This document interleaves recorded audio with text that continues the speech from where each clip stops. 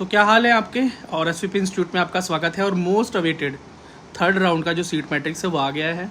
बहुत वेट करना पड़ा, शेड्यूल टाइम से बहुत लेट है, ऑलमोस्ट 2 दिन लेट हुआ है। तो वो बच्चे जो कि थर्ड राउंड में अपीयर कर रहे हैं या सेकंड राउंड से अपग्रेड करने के लिए जा रहे हैं, उन्होंने बहुत वेट किया है इस प्रेफरेंस लिस्ट का। ठीक है, तो जो लोग मेंबर हैं इस चैनल के, उनको पर्सनलाइज लिस्ट बनेगी, लाइव सेशन होगा, कल होगा। और जो लोग थर्ड राउंड में पार्टिसिपेट कर रहे हैं काउंसलिंग के लिए, वो ज़रूर मेंबरशिप ज्वाइन कर लें प्रेफरेंस लिस्ट वाली, ताकि आपकी प्रेफरेंस लिस्ट भी बनाई जा सके और आप इंश्योर कर सकें एटलीस्ट 1 MBBS सीट अपने लिए इन लास्ट राउंड में। बिकॉज ये आपका फुल एंड फाइनल राउंड होने वाला है और इसमें आप इस चांस नहीं ले सकते, क्योंकि मोस्ट ऑफ द सीट्स अब ख़त्म हो ही जाएंगी। स्ट्रे तक बहुत कम सीट्स पहुंचने वाली है। एनालिसिस इस तरीके से है कि अगर ऑल इंडिया कोटा की बात करें तो ओपन के लिए 869, ओबीसी के लिए 561, ईडब्ल्यूएस के लिए 187 और एससी कैटेगरी के लिए 357 और एसटी कैटेगरी के लिए 150 150 सीट्स अवेलेबल हैं। पीडब्ल्यूडी कैटेगरी की बात करूं तो ओपन कैटेगरी में 30, ओबीसी कैटेगरी में 17, ईडब्ल्यूएस कैटेगरी में 22, एससी पीडब्ल्यूडी कैटेगरी में 37, एसटी पीडब्ल्यूडी कैटेगरी के लिए 22 ऑल इंडिया सीट्स अवेलेबल हैं। अब बात करते हैं डीयू कोटा की। डीयू कोटा की बात इसलिए कर रहा हूँ बिकॉज डीयू के कॉलेजेस भी ऑल इंडिया कोटा से ही काउंसलिंग करवाते हैं। ठीक है, कोई अलग से फॉर्म नहीं होता है डीयू का। सो बेटा कोई सीट अवेलेबल नहीं है ओपन में, ना ओबीसी के लिए ना ईडब्ल्यूएस के लिए। एससी और एसटी के लिए एक MBBS सीट अवेलेबल है। अब बात करें बेटा पीडब्ल्यूडी कैटेगरी की, तो ओपन के लिए कोई सीट अवेलेबल नहीं है। ओबीसी के लिए 5 सीट अवेलेबल हैं। ह्यूज वेरी ह्यूज, और क्वालिफिकेशन मार्क्स पे मिलने वाली सीट है, याद रखना। और ईडब्ल्यूएस के लिए 1, एससी के लिए 1 और एसटी के लिए 2 सीट्स हैं। ठीक है, एक भी सीट बचेगी नहीं इस राउंड में।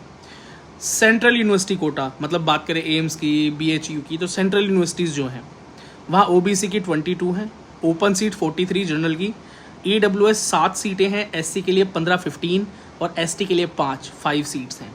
पीडब्ल्यूडी की बात करूं तो ओबीसी पीडब्ल्यूडी के लिए 4, ईडब्ल्यूएस पीडब्ल्यूडी के लिए 1 भी नहीं है, और ओपन पीडब्ल्यूडी के लिए 1 सीट है, एससी पीडब्ल्यूडी के लिए कोई सीट नहीं है, एसटी पीडब्ल्यूडी के लिए भी कोई सीट नहीं है। मतलब सेंट्रल यूनिवर्सिटी में एससी और एसटी PH की कोई सीट बची नहीं है। ओबीसी की है और ओपन की है 1, ओबीसी की है 4। इसी तरीके से डीयू कोटा में भी 5 ओबीसी की हैं और ईडब्ल्यूएस की 1 है, पीडब्ल्यूडी की। और ये टोटल ओवरऑल अगर सीट्स देखी जाएं तो इस बार सीट्स आई हैं 2360। ठीक है, सीट्स एज कम्पेयर टू किसी भी साल बहुत अधिक हैं, मैं सही बता रहा हूँ, क्योंकि बहुत सारे कॉलेजेस इस बार नए ऐड हुए हैं। सेकेंड राउंड में भी ऐड हुए थे तो सारी सीट्स तो उसकी भी फिल नहीं हुई। और स्टेट टू स्टेट बात करें तो महाराष्ट्र ने भी 8 नए कॉलेजेस खोले हैं, और इन सबका जब सीट थर्ड राउंड में आया है और सेकंड राउंड वाले कॉलेज का भी कुछ सीट थर्ड राउंड में आई है, तो कुल मिला के 2360 सीट कंप्लीट हो गई। ठीक है, अब आपको क्या करना है, सबसे पहले एकदम से सीट मैट्रिक्स आ गई है और सीट फिलिंग स्टार्ट हो गई है तो उसका मतलब नहीं आप कूद पड़ेंगे।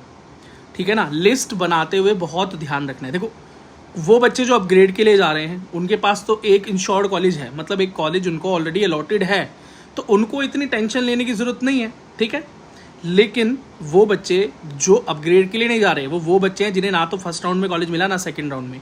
गलतियां कुछ भी हो सकती हैं कि रैंक इतनी डाउन नहीं गई थी जितनी उनकी थी। ठीक, तो वो बच्चे अब लास्ट राउंड में आ रहे हैं। तो अपग्रेड वाले बच्चों की टेंशन तो नहीं है, मैंने बोला जैसे कि, क्योंकि उनके पास तो एक सीट है ऑलरेडी, मिले ना तो भी कोई दिक्कत नहीं।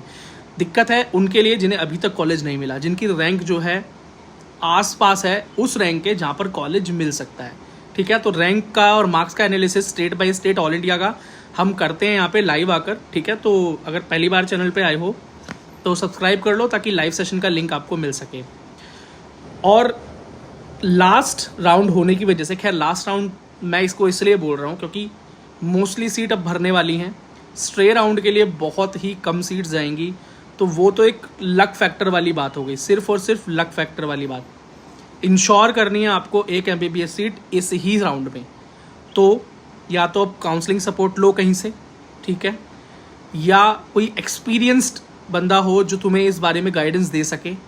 ठीक है, या अपनी प्रेफरेंस लिस्ट आप मुझसे भी बनवा सकते हो, मैं बनाकर दे सकता हूँ। अब इसे काउंसलिंग तो नहीं कहोगे आप कंप्लीट, लेकिन ये ज़रूर है कि जो सबसे मेन फैक्टर है ना, कॉलेज की सीट मिलना, सबसे मेन फैक्टर यही होता है काउंसलिंग का, तो वो मैं आपको प्रोवाइड करा दूंगा। मोस्टली जो PWD कैंडिडेट्स हैं जो राउंड 3 में हैं वो मेंबरशिप में हैं, और जो नहीं हैं और सीट की श्योरिटी चाहिए, ठीक है, अगर कोई भी सीट अवेलेबल है, जो कि मुझे लगता है बहुत सीट अवेलेबल है, ठीक है, ऑल इंडिया में काफ़ी सीट्स अवेलेबल है, तो आपको जो एक सीट चाहिए उसके लिए आपकी लिस्ट बहुत अच्छी होनी चाहिए, क्योंकि कंपटीशन भी टाइट है, ठीक है, कंपटीशन भी टाइट है। यहाँ अपग्रेड वाले बच्चे भी हैं, ठीक है ना, आपके साथ अपग्रेड वाले बच्चे भी compete करेंगे, तो अपनी एक सीट इंश्योर करनी है तो आज ही जुड़ जाएं, क्योंकि कल एक लाइव सेशन होने जा रहा है जिसके अंदर मेंबर्स ओनली लाइव सेशन होगा, जहाँ पर मैं सभी बच्चों को जो हमारे मेंबर हैं 3rd राउंड के लिए उनको प्रेफरेंस लिस्ट दूंगा, ठीक है, और वो उसी तरह का प्रेफरेंस लिस्ट अपने चॉइस फिलिंग में लगाएंगे और उनको इंश्योर होगी एक सीट, ठीक है। So thank you so very much video को अंत तक देखने के लिए। पहली बार आए हैं तो वीडियो को लाइक, चैनल को सब्सक्राइब, नीचे कोई क्वेरी है तो कमेंट कर सकते हैं, ठीक है। मिलते हैं आपसे लाइव सेशन में। Thank you so very much and all the very best.